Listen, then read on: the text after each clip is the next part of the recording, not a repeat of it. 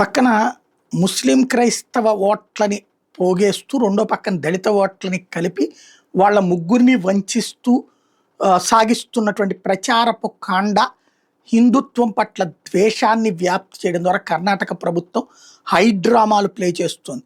But వాళ్ళు వచ్చిన 2023 నుంచి చూసుకుంటే బస్ ఛార్జీలు 14% పెంచారు, మెట్రో ఛార్జీలు 15% పెంచారు, పాల ఛార్జీలు 4% పెంచారు. ఈవెన్ మన జిఎస్టీ తగ్గినా కూడా దానికి తగ్గించకుండా జాగ్రత్త పడ్డారు.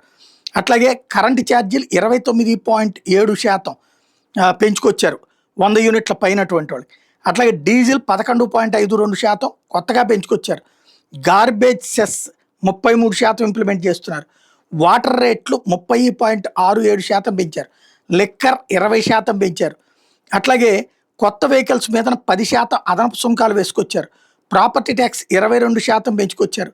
Property registration MOD charges hike చేసుకొచ్చారు. వాటర్ బిల్ 50% పెరిగింది. వీటన్నిటిని చూపెడుతూ ఇప్పుడు అక్కడ ఉన్నటువంటి నెటిజన్సే నిలదీస్తున్నారు.